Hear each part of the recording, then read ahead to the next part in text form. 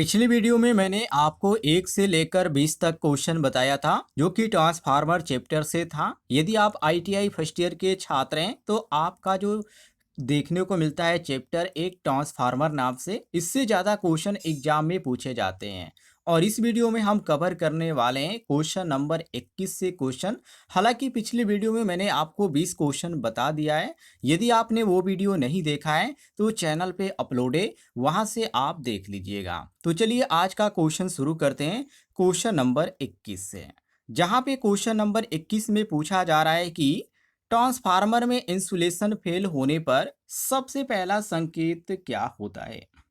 यहाँ पर आपको ए ऑप्शन देखने को मिलता है धुआं निकलना, जो कि आपका पहला ही ऑप्शन गलत हो जाता है क्योंकि धुआं तो बाद में आता है। ये गंभीर जब स्थिति हो जाती है उस समय आपको धुआं देखने को मिलता है, लेकिन पहला जो आपका रिएक्शन आता है इसका साउंड का। जी हाँ, ट्रांसफार्मर का यहाँ पे साउंड बढ़ जाता है। यहाँ पे हमिंग की जो आवाज़ आती है वो ज़्यादा यहाँ पर आवाज़ देखने को मिलती है। और यहाँ पे आपको बी ऑप्शन देखने को मिलता है सही, ट्रांसफार्मर का साउंड बढ़ना। कहने का मतलब यह है कि इंसुलेशन यदि फेल हो जाता है तो फेल होने पर ट्रांसफार्मर में जो कंपन होता है वो ध्वनि काफ़ी तेज हो जाती है। और यही हमारा क्वेश्चन के अनुसार बी ऑप्शन सही हो जाता है, ट्रांसफार्मर का साउंड बढ़ना। सी ऑप्शन आपको देखने को मिलता है वोल्टेज में गिरावट, जो कि ये बिल्कुल गलत है। वोल्टेज गिर सकता है, ये सही बात है, लेकिन ये बाद में होता है। क्वेश्चन में ये पूछा जा रहा है कि सबसे पहला संकेत क्या है, तो ये आपका बी ऑप्शन। बाकी यहाँ पे डी ऑप्शन दिया गया करंट का बढ़ना। तो साथियों करंट बढ़ता नहीं है, ये ध्यान रखिएगा। करंट बढ़ता है लेकिन ये पहले संकेत के अंतर्गत नहीं आता है। हालांकि कई स्थितियों में ये भी देखा गया कि करंट बढ़ता भी नहीं है, लेकिन यदि करंट बढ़ता भी है तो इस सबसे पहले साउंड आता है, करंट बढ़ना बाद में यहाँ पर देखने को मिलता है। तो ये आपका क्वेश्चन में सबसे पहले पूछा जा रहा है, तो इसी कारण हम यहाँ पे डी ऑप्शन को भी गलत मारेंगे। सही ऑप्शन होगा हमारा option number B, correct answer. चलिए अगले क्वेश्चन को देखते हैं, क्वेश्चन नंबर 22, जिसमें पूछा जा रहा है कि कौन सा यंत्र ट्रांसफार्मर में तापमान के अत्यधिक बढ़ने पर अलार्म देता है। ए ऑप्शन दिया गया OLTC, बी ऑप्शन है over current relay, C option है तापमान संकेतक रिले जिसको WTI या OTI के नाम से जाना जाता है, और यहाँ पे डी ऑप्शन दिया गया वोल्ट मीटर। तो इसमें आपका जो सही होगा वो ऑप्शन नंबर सी सही होगा, जिसको तापमान संकेतक रिले के नाम से जाना जाता है। ध्यान रखिएगा, क्वेश्चन आपका काफ़ी इंपॉर्टेंट है, जो कि इसमें WTI जो होता है जिसका पूरा नाम होता है वाइंडिंग टेम्प इंडक्टर, और OTI जो होता है ऑयल टेम्प इंडक्टर। ये जो होता है एक तरह से इंडिकेट करने के लिए होता है, तापमान को मापने के लिए होता है।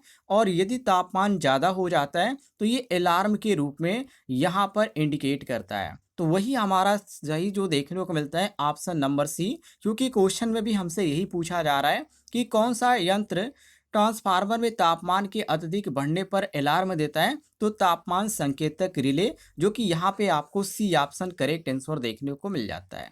क्लियर है साथियों, सी ऑप्शन आपका सही हो जाएगा। बाकी यहाँ पे दिया गया डी ऑप्शन वोल्ट मीटर, तो वोल्ट मीटर वोल्टेज दिखाता है, तापमान से इसका कोई भी संबंध नहीं है। इसी कारण हम डी ऑप्शन को गलत मारेंगे। सही ऑप्शन हमारा केवल सी ऑप्शन होगा। आगे देखते हैं क्वेश्चन नंबर 23 को, जिसमें क्वेश्चन नंबर 23 में पूछा जा रहा है कि निम्नलिखित में से कौन सा ट्रांसफार्मर में हानि नहीं होती है। जो ट्रांसफार्मर में हानि हमें नहीं देखने को मिलती है वो कौन सी हानि है। ए ऑप्शन आपको देखने को मिलता है हिस्टैरिसीस लॉस।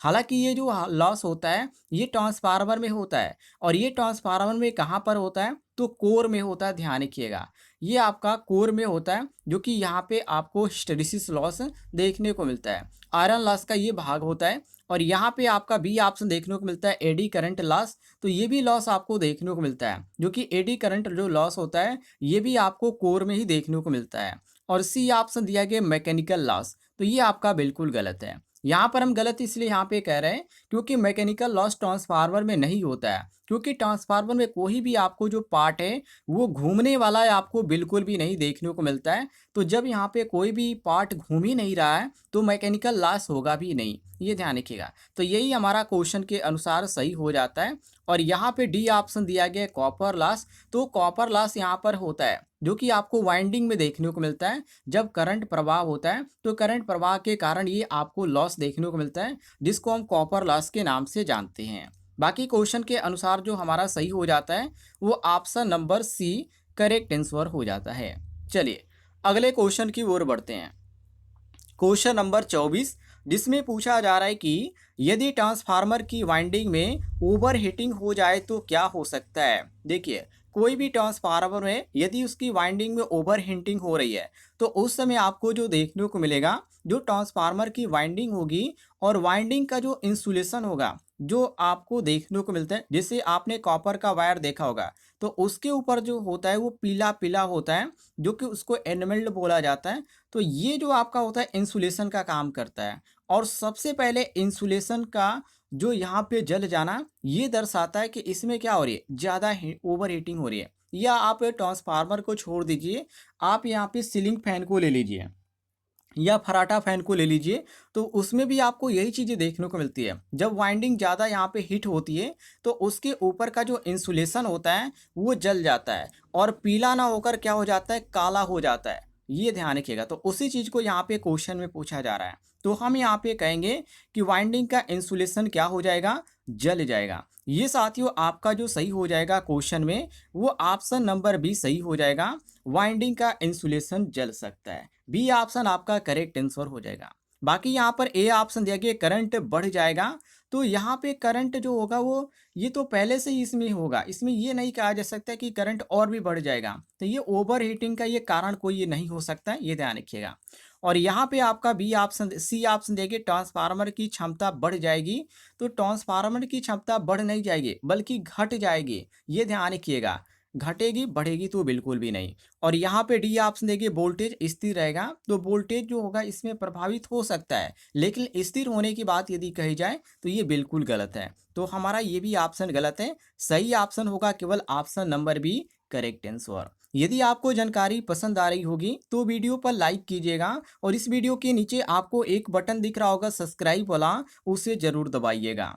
चलिए अगले क्वेश्चन की ओर बढ़ते हैं। क्वेश्चन नंबर 25 को देखिए, जिसमें पूछा जा रहा है कि ट्रांसफार्मर की कार्य क्षमता कितनी प्रतिशत तक हो सकती है। ये भी क्वेश्चन आपका काफ़ी इंपॉर्टेंट है।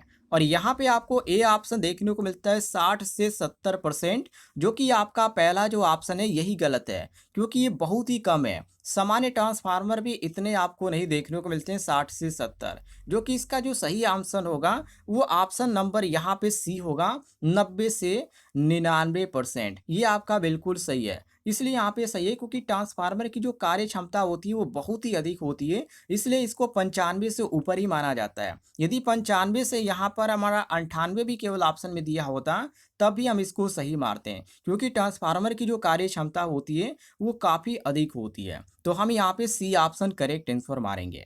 आगे बढ़ते हैं। सवाल नंबर 26 को देखिए, जिसमें पूछा जा रहा है कि ट्रांसफार्मर में रेडियल वाइंडिंग का प्रयोग किस प्रकार के ट्रांसफार्मर में होता है। जैसे कि ए ऑप्शन दिया गया पावर ट्रांसफार्मर, जो कि आपका जो पहला ऑप्शन देखने को मिलता है ये आपका पहला ही ऑप्शन सही हो जाता है, क्योंकि अधिक करंट के लिए रेडियल वाइंडिंग इसमें प्रयोग की जाती है, जिससे बेहतर हीट और डिस्पेंसन जो होगा और भी यहाँ पे आंतरिक मजबूती इससे मिलेगी। तो यही चीज़ें यहाँ पे पूछा जा रहा है क्वेश्चन में। तो हम यहाँ पे ए ऑप्शन करेक्ट आंसर मारेंगे। और बी ऑप्शन दिया गया ऑटो ट्रांसफार्मर। तो ऑटो ट्रांसफार्मर में एक सामान्य होता है वाइंडिंग, जिसको हम कवाइड वाइंडिंग के नाम से भी जानते हैं। और ये ध्यान रखिएगा। और यहाँ पे दिया गया इंस्ट्रूमेंट ट्रांसफार्मर। तो इंस्ट्रूमेंट जो ट्रांसफार्मर होता है इसमें एक प्रिसीजन होती है जो कि इसकी प्राथमिकता दी जाती है, तो ये अलग चीज़ है। और यहाँ पे डी ऑप्शन दिया गया बहुत छोटे ट्रांसफार्मर। तो छोटे ट्रांसफार्मर में सरल वाइंडिंग का उपयोग किया जाता है, तो इसमें यहाँ पे कोई विशेष वाइंडिंग नहीं होती है। तो हम यहाँ पे सही मारेंगे option number A correct answer. आगे देखते हैं। आगे क्वेश्चन में क्या पूछा जा रहा है, क्वेश्चन नंबर 27, जिसमें पूछा जा रहा है कि ट्रांसफार्मर की कोर में लेमिनेटेड क्यों किया जाता है। ट्रांसफार्मर की कोर को लेमिनेटेड किया जाता है, सही बात है, सबको मालूम होगा, लेकिन इसके पीछे का कारण क्या होता है लेमिनेटेड करने का, ये क्वेश्चन में पूछा जा रहा है। तो इसमें होता है करंट लॉस, जिसको हम एडी करंट लॉस बोलते हैं। और ईडी करंट लॉस को ही कम करने के लिए हम क्या करते हैं, ट्रांसफार्मर के कोर को लेमिनेटेड करते हैं, ये ध्यान रखिएगा। और यहाँ पे आपको सी ऑप्शन देखने को मिल जाता है करेक्ट आंसर। तो लेमिनेटेड कोर की जो मोटी प्लेट्स होती है वो ईडी करंट को एक तरह से क्या करती है, सीमित करती है। और ये जब यहाँ पे लग जाती है तो इसमें जो लॉस देखने को मिलता है वो कम देखने को मिलता है। हालांकि इसमें लॉस होता है लेकिन कम होता है, ये ध्यान रखिएगा। तो हम यहाँ पे सी ऑप्शन करेक्ट आंसर मारेंगे। बाकी यहाँ पर ए ऑप्शन दिया सुंदरता के लिए, तो ऐसा बिल्कुल भी गलत है। सजावट से इसमें कोई भी मतलब नहीं है और न ही सुंदरता से मतलब है ट्रांसफार्मर में, तो ये आपका गलत है। और यहाँ पे बी ऑप्शन दिया वजन बढ़ाने के लिए, तो ये भी आपका गलत है। और यहाँ पे डी ऑप्शन देंगे वोल्टेज बढ़ाने के लिए, तो वोल्टेज बढ़ाने से इसका कोई भी संबंध नहीं होता है। हालांकि ट्रांसफार्मर का काम होता है वोल्टेज बढ़ाना और घटाना, लेकिन इसमें यदि बात करें कोर को लेमिनेटेड करने का, तो इससे वोल्टेज का कोई भी यहाँ पर मतलब नहीं होता है कि यदि हम लेमिनेटेड कर देते हैं तो वोल्टेज बढ़ जाएगा या घट जाएगा, ऐसा कुछ भी नहीं होता है। तो ये हमारा सही होता है केवल option number C, eddy current loss को कम करने के लिए। क्लियर है साथियों, आगे बढ़ते हैं। यहाँ पर देखिए क्वेश्चन नंबर 28 को, जिसमें पूछा जा रहा है कि ट्रांसफार्मर में सबसे ज्यादा हानि किस लोड पर होती है, नो लोड पर होती है या हल्के लोड पर होती है या फुल लोड पर होती है या ट्रांसफार्मर बंद रहने पर होती है। तो सबसे ज्यादा यदि हम हानि की बात करें तो फुल लोड पर होती है। यहाँ पर आपको देखने को मिलता है option number C correct answer. Full load पर कहने का मतलब ये है कि फुल लोड पर जो होता है दोनों प्रकार के लॉस आपको देखने को मिलती है। एक आपका आयरन लॉस होता है और दूसरा कॉपर लॉस होता है। तो इस समय ज़्यादा यहाँ पे हानि देखने को मिलती है और वही चीज़ें यहाँ पे क्वेश्चन में पूछा जा रहा है। तो हम यहाँ पे सी ऑप्शन करेक्ट आंसर मारेंगे। आगे बढ़ते हैं। आगे देखते हैं अगले क्वेश्चन में क्या पूछा जा रहा है। क्वेश्चन नंबर 29, जिसमें पूछा जा रहा है कि ट्रांसफार्मर का कूलिंग क्लास किसका संकेत देता है। ए ऑप्शन वोल्टेज रेटिंग का, जो कि आपका पहला जो ऑप्शन दिया गया है यही आपका गलत दिया गया है, क्योंकि वोल्टेज की जानकारी के जो आपका होता है ये नेम प्लेट से बिल्कुल भी नहीं होता है, ध्यान रखिएगा। तो वोल्टेज रेटिंग से इसका कोई भी संबंध नहीं है। और यहाँ पे दिया गया बी ऑप्शन तापमान सहनशीलता का, तो ये आपका बिल्कुल सही है, क्योंकि इसमें क्लास के अंतर्गत जाना जाता है। इसमें क्लास ए होता है, क्लास बी होता है, क्लास एफ होता है, क्लास एच होता है। तो एक तरह से ये क्या होता है, कूलिंग सिस्टम का पहचानने का इंडिकेशन होता है। तो ये ध्यान रखिएगा, जो कि ट्रांसफार्मर की जो इंसुलेशन होती है उसकी जो तापमान है वो कितनी है, ये सभी चीज़ें यहाँ पे दर्शाने के काम में आता है। तो ये आपका सही हो जाता है option number B correct answer. और यहाँ पे सी ऑप्शन दिया गया वजन का, तो ये आपका गलत है। और यहाँ पे डी ऑप्शन दिया गया आवृत्ति का, हालांकि फ्रीक्वेंसी से इसका कोई संबंध नहीं होता है। तो हम यहाँ पे मारेंगे ऑप्शन नंबर बी क्वेश्चन के अनुसार करेक्ट आंसर। चलिए अगले क्वेश्चन की ओर बढ़ते हैं। क्वेश्चन नंबर 30 को देखिए, जिसमें पूछा जा रहा है कि ट्रांसफार्मर में OLTC अर्थात ऑन लोड टैंप चार्जर का उपयोग किस लिए होता है। वेरी वेरी इंपॉर्टेंट है। अब यहाँ पर देखिए, इसमें जो दिया गया सी ऑप्शन वोल्टेज को चालू स्थिति में बदलने के लिए, ये आपका बिल्कुल सही है, क्योंकि जो OLTC है इसका आप पूरा नाम यहाँ पर पढ़ेंगे ऑन लोड टैप चार्जर, तो इसी से आप समझ पाएंगे कि यहाँ पे इसका पूरा नाम ये है, तो इसका मतलब क्या हो सकता है। तो इसका प्रयोग किया जाता है वोल्टेज को लोड की स्थिति में बदलने के लिए, वो भी बिना सप्लाई काटे। तो यही यहाँ पे क्वेश्चन में पूछा जा रहा है। ऑन लोड का मतलब क्या हुआ, बिना सप्लाई काटे, मतलब लोड है, मशीन चल रही है, उस समय आप चेंज करना चाहते हैं तो उस समय आप इसको चेंज करेंगे। तो वोल्टेज को चालू स्थिति में बदलने के लिए इसका उपयोग किया जाता है। ऑप्शन सी आपका करेक्ट आंसर हो जाएगा। आगे बढ़ते हैं। क्वेश्चन नंबर देखिए साथियों 31 को।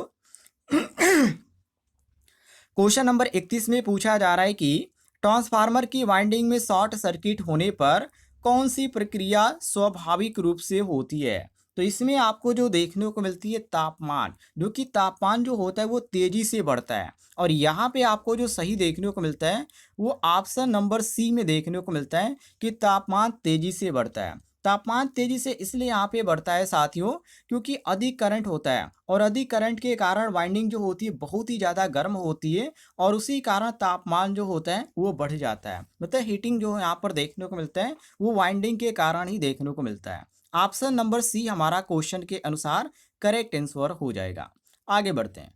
अगले सवाल में पूछा जा रहा है सवाल नंबर 32, जिसमें ट्रांसफार्मर में किस गैस का निर्माण आंतरिक फॉल्ट में सबसे पहले होता है। तो ट्रांसफार्मर में जो फॉल्ट की बात किया गया इसमें यदि देखा जाए तो इसमें होता है हाइड्रोजन। जी हाँ, हाइड्रोजन इसमें यहाँ पे गैस होता है, जो कि ये आपका बी ऑप्शन में देखने को मिल जाता है। बी ऑप्शन आपका सही हो जाता है। जब भी यहाँ पे आंतरिक स्पार्किंग होती है या आयल ब्रेकडाउन होता है तो इससे सबसे पहले हाइड्रोजन गैस ही बनती है, जो बुकोज रिले द्वारा ये आपको इंडिकेट में देखने को मिलती है। बुकोज रिले इसको तुरंत यहाँ पे इंडिकेट करता है।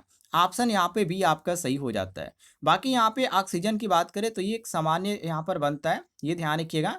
और यहाँ पे दिया गया कार्बन डाइऑक्साइड, तो ये आपका कार्बन डाइऑक्साइड बिल्कुल गलत है, क्योंकि CO2 तो बाद में बनता है, पहले जो बनता है वो आपका हाइड्रोजन बनता है। और डी ऑप्शन दिया गया नाइट्रोजन, तो नाइट्रोजन नहीं बनता है, बल्कि कूलिंग मीडियम के लिए ये प्रयोग किया जाता है। तो ये आपका सही हो जाता है ऑप्शन नंबर बी, क्वेश्चन के अनुसार करेक्ट आंसर। चलिए अगले क्वेश्चन को देखते हैं। क्वेश्चन नंबर 33, जिसमें पूछा जा रहा है कि यदि ट्रांसफार्मर के आयल की गुणवत्ता खराब हो जाए तो इसका क्या प्रभाव पड़ेगा। वेरी वेरी इंपॉर्टेंट क्वेश्चन है। तो देखिए, इंसुलेशन और कूलिंग दोनों को ये प्रभावित करेगा। और यहाँ पे आपको जो सही देखने को मिलता है वो ऑप्शन नंबर सी में देखने को मिलता है, क्योंकि खराब आयल के कूलिंग जो क्षमता होती है वो कम होती है और इंसुलेशन ब्रेकडाउन का भी खतरा रहता है। और वही चीज़ें यहाँ पे क्वेश्चन में पूछा जा रहा है, तो हम यहाँ पे सी ऑप्शन करेक्ट आंसर मारेंगे। बाकी यहाँ पर ए ऑप्शन देंगे वोल्टेज बढ़ जाएगा, तो बिल्कुल यहाँ पे गलत है। वोल्टेज का इसमें कोई भी प्रभाव नहीं पड़ता है। और यहाँ पे सी ऑप्शन देंगे हीटिंग कम होगी, तो ये भी यहाँ पे गलत है, क्योंकि हीटिंग और भी बढ़ जाती है, कूलिंग यहाँ पे घट जाती है। और यहाँ पे डी ऑप्शन देंगे ट्रांसफार्मर ज़्यादा बिजली देगा तो ट्रांसफार्मर ओवरलोड नहीं करेगा, इस समय यहाँ पे डैमेज और भी बढ़ेगा। तो हमारा जो सही ऑप्शन होगा वो ऑप्शन नंबर सी, क्वेश्चन के अनुसार करेक्ट आंसर हो जाएगा। आगे देखते हैं। क्वेश्चन नंबर 34 को देखिए, जिसमें साथियों पूछा जा रहा है कि ट्रांसफार्मर में ओवरलोड से बचने के लिए किस युक्ति का उपयोग किया जाता है। तो ओवरलोड से बचने के लिए साथियों एक ही चीज का प्रयोग करते हैं, ओवरलोड रिले का।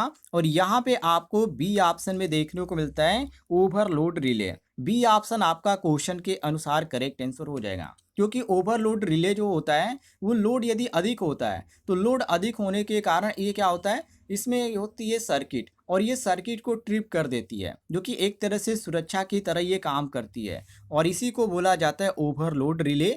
यहाँ पे बी ऑप्शन आपका करेक्ट आंसर हो जाएगा। बाकी यहाँ पे ए ऑप्शन दिया गया टैप चेंजर, तो ये आपका गलत है, क्योंकि टैप चेंजर जो होता है ये वोल्टेज संयोजित के लिए होता है, ओवरलोड के लिए बिल्कुल भी इसका उपयोग नहीं किया जाता है, तो ये आपका गलत है। और यहाँ पे सी ऑप्शन देखिए फ्यूज वायर, तो ये भी गलत है, क्योंकि फ्यूज वायर कम करंट वाले जो उपकरण होते हैं उसके लिए होता है, ट्रांसफार्मर के लिए रिले का प्रयोग किया जाता है। और यहाँ पे डी ऑप्शन देखिए आर्मेचर रिएक्शन, तो आर्मेचर रिएक्शन आपको देखने को मिलता है डीसी मशीन में, ट्रांसफार्मर से इसका कोई भी संबंध नहीं होता है, तो ये भी आपका गलत है, क्योंकि क्वेश्चन ट्रांसफार्मर से पूछा जा रहा है। तो हम यहाँ पे बी ऑप्शन क्वेश्चन के अनुसार करेक्ट आंसर मारेंगे। आगे बढ़ते हैं। क्वेश्चन नंबर 35 को देखिए, जिसमें पूछा जा रहा है कि ट्रांसफार्मर की वाइंडिंग शॉर्ट सर्किट होने पर सबसे पहले क्या करता है। ट्रांसफार्मर की यदि वाइंडिंग शॉर्ट सर्किट होती है तो सबसे पहले आपको यहाँ पे जो देखने को मिलता है कार्य करते हुए वो सर्किट ब्रेकर ही होता है, क्योंकि इसमें सर्किट ब्रेकर जो होता है ये प्रयोग किया जाता है जब भी सर्किट ब्रेकर अचानक से करंट यहाँ पर बढ़ता है, तो उस समय सर्किट को तोड़ देता है और आगे एक तरह से सुरक्षा का काम करता है। तो वही यहाँ पे पूछा जा रहा है। और सर्किट ब्रेकर जो हमें देखने को मिलता है ऑप्शन नंबर सी में देखने को मिलता है। ये आपका सी ऑप्शन क्वेश्चन के अनुसार करेक्ट आंसर हो जाएगा। चलिए क्वेश्चन नंबर यहाँ पे 36 को देखते हैं, जिसमें पूछा जा रहा है कि ट्रांसफार्मर के आयल में नमी होने से क्या होता है। देखिए, ट्रांसफार्मर के आयल में यदि नमी होता है तो ये जो होता है इस इंसुलेशन की जो क्षमता होती है उसको घटा देता है। ये ध्यान रखिएगा, जब भी ट्रांसफार्मर के आयल में नमी देखने को मिलेगी तो उसके कार्य क्षमता को भी ये प्रभावित करेगा। तो यहाँ पे हम कह सकते हैं इंसुलेशन की क्षमता घट जाएगी। सी ऑप्शन आपका करेक्ट आंसर हो जाएगा, क्योंकि जो नमी होती है साथियों, ये नमी आयल की जो डाई इलेक्ट्रिक स्ट्रेंथ होती है उसको घटा देती है, और इससे इंसुलेशन जो होता है ये फेल हो जाता है। तो इसी कारण क्या हो जाता है, कभी कभी आपको ट्रांसफार्मर ब्लास्ट भी देखने को मिल जाता है। तो हम यहाँ पे सी ऑप्शन करेक्ट आंसर मारेंगे। आगे बढ़ते हैं।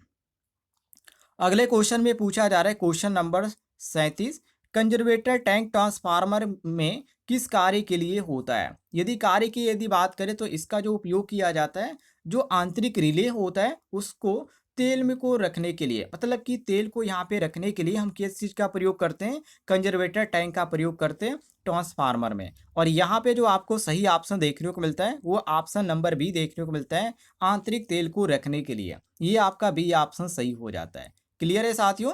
आगे देखते हैं। बाकी यहाँ पर गैस संग्रह करने के लिए ए ऑप्शन दिया गया है, तो गैस संग्रह के लिए तो बुकोज रिले यहाँ पर होता है। और वोल्टेज को स्टेबल रखने के लिए तो वोल्टेज को यहाँ पे स्टेबल रखने की बात ही नहीं है, क्योंकि इसमें कोई वोल्टेज से सीधा संपर्क ही नहीं होता है। और यहाँ पे डी ऑप्शन देखिए तापमान बढ़ने के लिए, तो इसका उद्देश्य कूलिंग से होता है, तापमान से होता ही नहीं है, तो ये भी आपका गलत है। सही ऑप्शन केवल आपका ऑप्शन नंबर बी होगा, क्वेश्चन के अनुसार करेक्ट आंसर। आगे देखते हैं क्वेश्चन नंबर यहाँ पे देखिए 38 को, जिसमें पूछा जा रहा है कि ट्रांसफार्मर का मुख्य दोष कौन सा माना जाता है। ट्रांसफार्मर का मुख्य दोष वेरी वेरी इंपॉर्टेंट क्वेश्चन है। तो मुख्य दोष जो इसमें माना जाता है वो आपका आंतरिक शॉर्ट सर्किट होता है। और यहाँ पे आपको डी ऑप्शन देखने को मिलता है। आंतरिक शॉर्ट सर्किट कहने का मतलब ये है कि जो आंतरिक शॉर्ट सर्किट होता है ये सबसे बड़ा खतरनाक दोष इसमें माना जाता है ट्रांसफार्मर में, जिसके कारण ट्रांसफार्मर अचानक से फेल हो जाता है। ये सबसे बड़ा यहाँ पे दोष माना जाता है। ये आपका डी ऑप्शन जो होता है ये हमारा क्वेश्चन के अनुसार करेक्ट आंसर हो जाता है। आगे बढ़ते हैं क्वेश्चन नंबर यहाँ पे देखिए 39 को, जिसमें पूछा जा रहा है कि ट्रांसफार्मर, यहाँ पे क्वेश्चन में पूछा जा रहा है कि ट्रांसफार्मर का जो कि यहाँ पे फोर्थ कर्व किसे दर्शाता है। तो ये जो यहाँ पे दर्शाता है वोल्टेज और करंट के बीच संबंध को दर्शाता है, जो कि इसमें पत्तियां होती है उसी पत्तियों को यहाँ पे पूछा जा रहा है। तो ये जो होता है ट्रांसफार्मर के किस चीज़ को यहाँ पे दर्शाता है, तो ये दर्शाता है वोल्टेज और करंट के बीच संबंध को दर्शाता है। तो यहाँ पे आपका जो सही हो जाता है वो ऑप्शन नंबर ए बिल्कुल करेक्ट आंसर हो जाता है, वोल्टेज और करंट के बीच संबंध को। क्लियर है? आगे देखते हैं क्वेश्चन नंबर 40, और इसका जवाब सभी लोग कमेंट बॉक्स में दीजिएगा जितने भी लोग यहाँ तक वीडियो देख लिए हैं। और यदि आपको जानकारी पसंद आ रही होगी तो वीडियो पर लाइक कीजिएगा, और इस वीडियो के नीचे आपको एक बटन दिख रहा होगा सब्सक्राइब वाला, उसे जरूर दबाइएगा। अगले क्वेश्चन में कहा जा रहा है यदि बुकॉज रिले सक्रिय हो जाए तो सबसे पहले क्या करना चाहिए। ए ऑप्शन है ट्रांसफार्मर को चालू करना, बी ऑप्शन ट्रांसफार्मर को तुरंत बंद करना, और यहाँ पे सी ऑप्शन है वोल्टेज बढ़ाना, और यहाँ पे डी ऑप्शन है आयल बदल देना। कौन सा ऑप्शन आपको सही लग रहा है, इसका जवाब आप सभी लोग कमेंट बॉक्स में जरूर दीजिएगा।